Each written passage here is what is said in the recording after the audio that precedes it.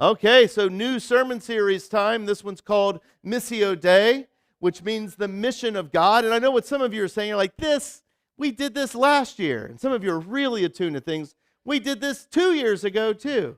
It's true. What we're doing is we're going through a book, and we're kind of going through a chapter of a book each section. I think there's like 5 or 6 chapters, something like that. The book is called The Great Sending, and here's what the book is. During the pandemic, a bunch of district presidents, all right? A bunch of district presidents in the Lutheran Church, that's kind of our district heads, right? They were bored out of their minds, so they got together and wrote a book, and they called it The Great Sending. And you can go to our website, and you can purchase this book. It's like $3 on Amazon, like all that stuff, which is probably in line with what it is. But my friend Mark and I, we like to use books as kind of a muse. I sometimes am like that too, Jacob. Like that's whenever I start preaching myself, I start crying, you know. But we like to use these books as kind of a muse, kind of going through there. And this section is called The Great Sending. It's all about what does it look like for the church, for us here to be sent out, And Christmas really like shows this well, like to go through there, like what it looks like to send this out. But like whenever we think about being sent out, you know, we think about the mission of God and the mission of the church, we always think of like extraordinary things, like these amazing things in the mission of God, right? We think of extraordinary, unbelievable leaders, amazing preaching, right? Like that's vision and direction which inspires so many to follow. Like you guys know this is like, you know, like Billy Graham, right? Like that. Does anyone know who the other picture is? No, it's not Martin Luther. It's a Martin though. It's Martin Stephan. Does anyone know who Martin Stephan is? Ooh, LCMS cred just went way down. Way down. He's a whole thing. I'll send out we have a article about him on the website. I'll send it out to you. He was a shyster that stole a bunch of money from people and actually got the people that are now the Lutheran Church Missouri Synod over from Germany to the U.S. That's another story. That's another thing. I'll put it on the top of the website. Send it out in an email next week. But he's kind of. He was very dynamic. He was very extraordinary, right? Like we want to follow a direction which just is inspiring and just like, oh man, we want to see miracles, healings, and parties. We want these stories about how the dead are coming back to life. Amazing testimonies about a powerful God, how powerful God is and how he works in people's lives. All these stories, excuse me, that seem so extraordinary. But the problem is, if you talk to a young me, like that over there, you know, I kind of always grew up in the church. Like that's over there. And I remember going over to a friend's Baptist church. Oh, man. This is an extraordinary cough I got all of a sudden. We got this extraordinary water.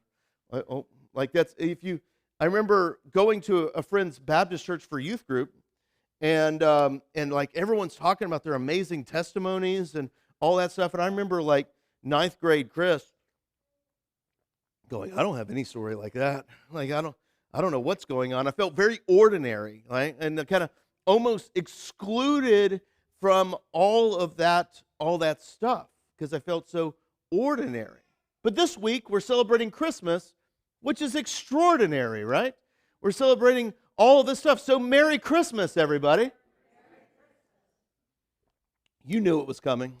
You were ready. You had a Merry Christmas in there chambered, ready to go. And we see God's mission is so evident at Christmas like that. And when we think about Christmas, because it's coming up, is everyone ready? We're exactly 6 months. Get it ready, you know, because I want to be invited to people's homes and houses. I expect that stuff to be perfect, you know, okay, it's all of this stuff. Like we look for the extraordinary in Christmas. All the decorations. Our inner Clark Griswold comes out. and we just go crazy on the house, right? Making sure it's decorated. We have all these gifts and all these parties filled with pomp and circumstance that surround Christmas. We come, think about what we do at this church. If someone suggested a yearly ritual that we do inside this church and for it just to be at some other part of the day, I'd be like, you want to do what? You want everybody, even the children, to light candles together? To have active flames, all holding, all that stuff inside the sanctuary at the same time? I'll be going, no. That sounds like you guys all want to burn the church down, doing stuff like that. And yet, during Silent Night on Christmas Eve, we're like, sure, let's make it happen. Give that 3-year-old a candle. It's great. That's it's like, because it's extraordinary. We do all this great stuff, all this celebration. But you look out today, and it's just a normal summer day. It's actually a little rainy. It's a little rainy, and that's all right. We needed the rain. But it's a normal summer day. The grass is growing like crazy. I love that my mower mowed the lawn, because I have a mower now. I know. I'm showing you my extraordinariness, I mowed the lawn, and 2 days later, it really looked like it could stand another mow, right? Because it's just all been growing like crazy. It's going over there. It's all ordinary, and it's just summer today. So, the church year. We're a liturgical church body here, and we have a church calendar, right? You guys are familiar with this.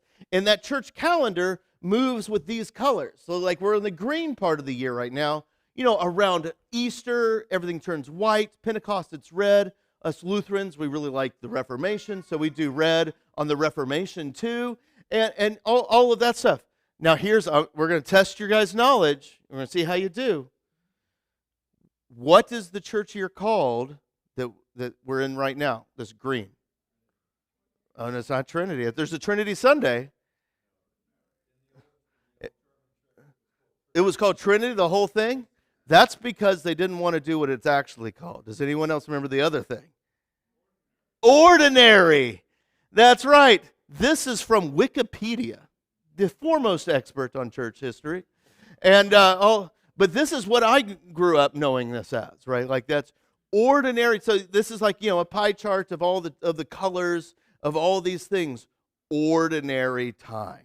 Like ordinary time. Which is come on, guys, get it together, right? This is the most time it's it's just ordinary, right? And it's ordinary, all this stuff. We wear it so much, I get tired of wearing the green so often here, right? And it's ordinary. And it seems out of place without all the decorations and all that stuff. But the whole thing is that at Christmas, God comes into the world as Emmanuel in amongst the ordinary. I mean, think about Zechariah and Elizabeth. They are the parents of JTB. You know JTB? You know me? John the Baptist, right? Yeah. John the Baptist. They're John the Baptist parents over there, and they're just ordinary people. They weren't able to have kids, so they're older. And Zechariah, his clan of people were meant to work in the temple, and he was cast lots to work in the temple. And then something extraordinary happens to these ordinary people. An angel shows up, and they end up having John the Baptist, which prepared the way for Jesus, right? Joseph, Jesus' earthly father here, it says that he's from Nazareth. Now, this was something I discovered a few years back. Let's see if you guys remember it. Do you guys remember what the translation of Nazareth is? Oh, people don't. Oh, first service got it. I'm not saying anything, but, that's what? Yeehaw Junction. You're getting the idea behind it. It's the sticks. It's the sticks. Nazareth literally means the sticks.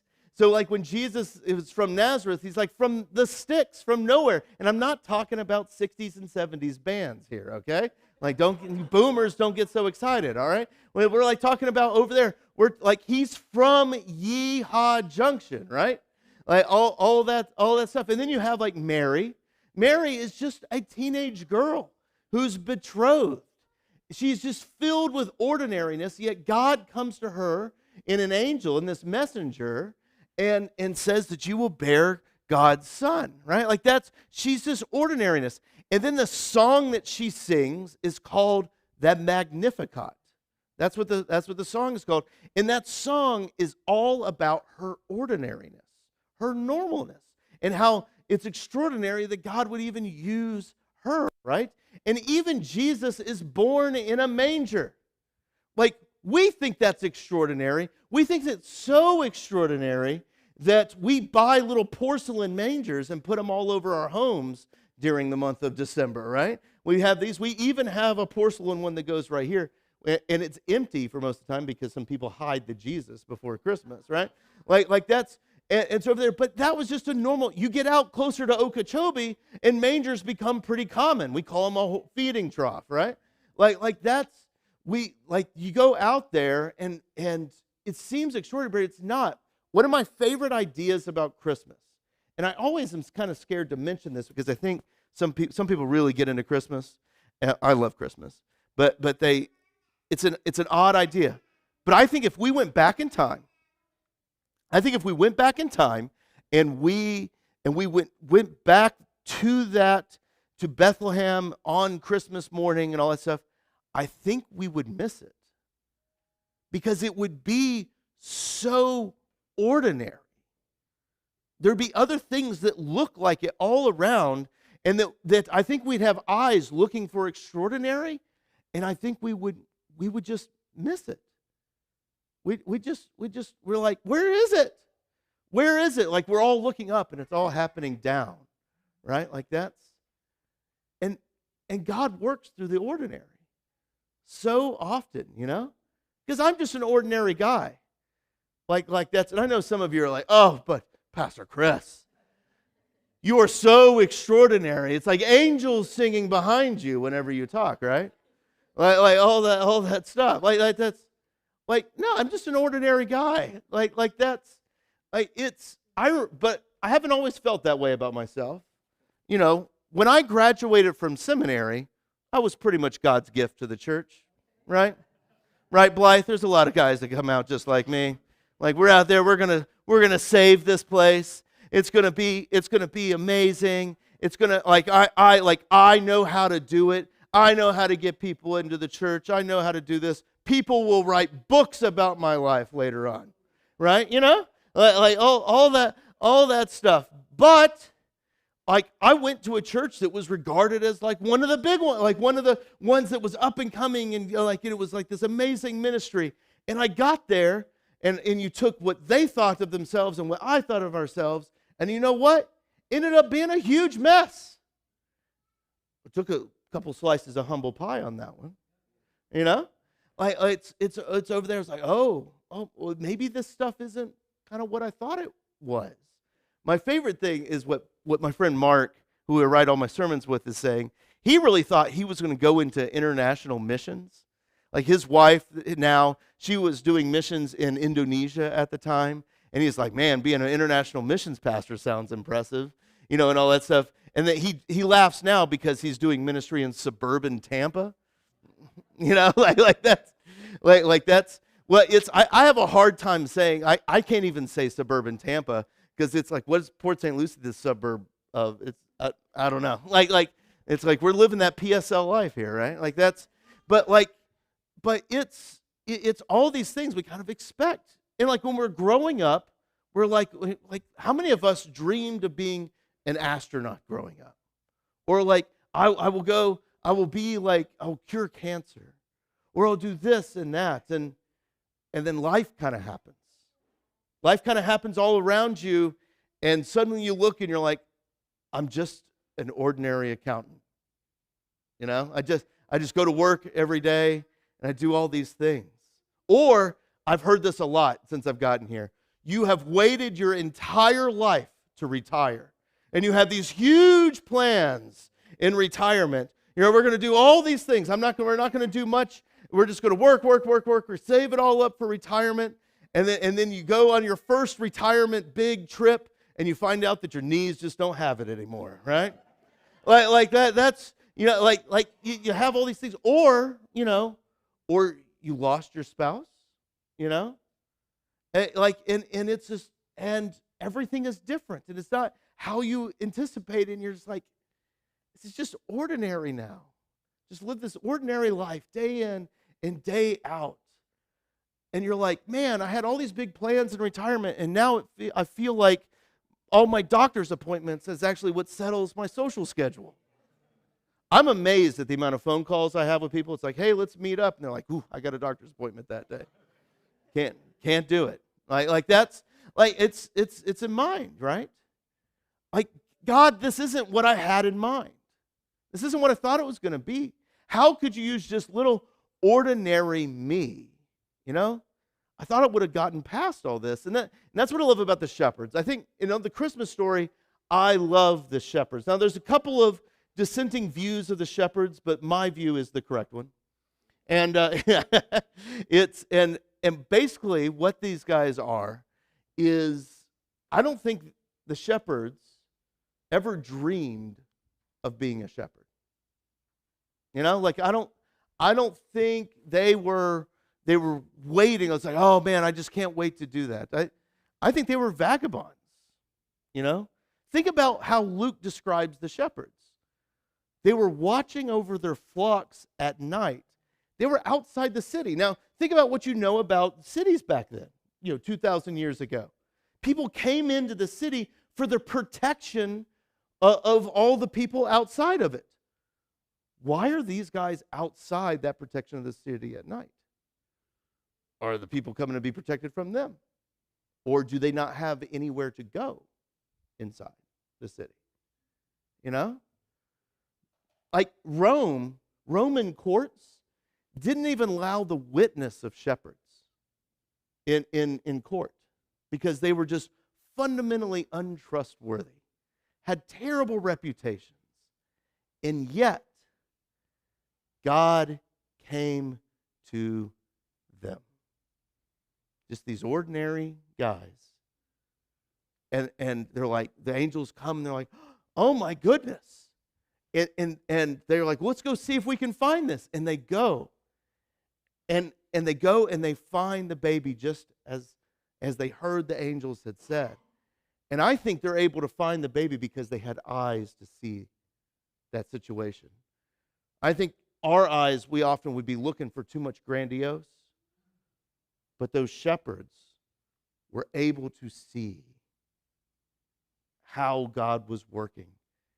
And then, if you hear the story carefully, they go and they tell about what they saw. These just ordinary people, they go and they tell of the mission of God and how He's for just the ordinary parts of us. That's what Jesus does.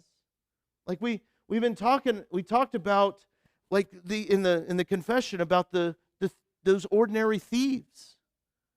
Like Jesus comes for our ordinariness, and He dies in between two ordinary thieves. He doesn't die between two people like that did something for the people that Rome hated and all that stuff. No, it's just two ordinary thieves. Like He comes for the manger hearts that we all have. For our ordinariness. Like He came for us, and He took on our often manger-like lives that we may have been disappointed in. And He comes and He ended up hanging on a cross for all those times when the life didn't work out. For all those times when we hurt our families, we've hurt our friends, we've hurt ourselves, when we've let our sin control us, when we thought we had complete control over it, and it just puts us back into the ordinary, right? God came in Jesus, came for all of that. And He dies, and the extraordinary thing is He rises out of again. So I can tell you all that your sins are forgiven. Because God has died and risen for you so that you would never be lost in all of eternity. You see, God always chooses ordinary people like you and me. And when we look outside right now, it's all green, right? Which is ordinary. It was brown 2 weeks ago. That was not an ordinary, right? It's all green outside there, which is ordinary, right? It's great. And that's wonderful because the sun is out, grass is growing. Like if you've ever done like an Easter cleanup here, the biggest part of that job is like hacking the palmettos back, right? Because they grow so much throughout the year, right? And all that stuff, that life is abundant all around us. It's amazing, yet it's ordinary. Green is ordinary. And that's why the liturgical color is green and why we call it ordinary. It's because it's for life.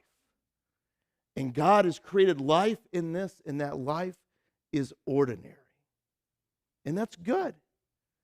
All the years that I've been a pastor, like the extraordinary thing that I've seen is how God has used the ordinary. You know what it is.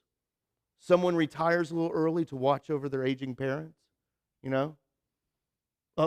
just an ordinary plumber taking care of his customers in an honest way. Ordinary mother daily taking care of her kids, even though it's thankless, right? Like that's just all these ordinary things that God uses. Just us ordinarily just talking to our neighbors, and when they've had a bad day, slicing up some Toll House cookie dough and making some cookies for them, right? Just ordinary, right? God uses all those things in this life. And the biggest thing that I've seen as a pastor, and this is what I missed coming out of seminary and all that stuff, and this is what I've seen now, is that all of us doing our ordinary thing, that God sends us out from this place of ordinariness, is that we do all these ordinary things, just ordinarily taking care of each other and all that stuff, like that He can use you and me, that at some point in the future, we'll look back, all of us ordinary people doing ordinary things, and we'll look back and see how through all that ordinary, God did something extraordinary. And then we'll go, that's the manger and the shepherds and Joseph and Zechariah and Elizabeth and all of them. That was them. And we'll have eyes to see. And I think that'll be great news, because it is great news for us now. Let's stand for a blessing. God, we thank you that you love us and that you are with us. Continue to bless each and every one of us here. Bless us with that Christmas spirit. Bless us with that spirit that God works through just ordinary old me. That God works through the ordinary parts of each and all of our lives. That, Lord, when we have eyes only for the extraordinary, Lord, bless us with eyes for the ordinary, that we may show love to everyone. Thank you, Jesus. Amen. We'll sing our next song.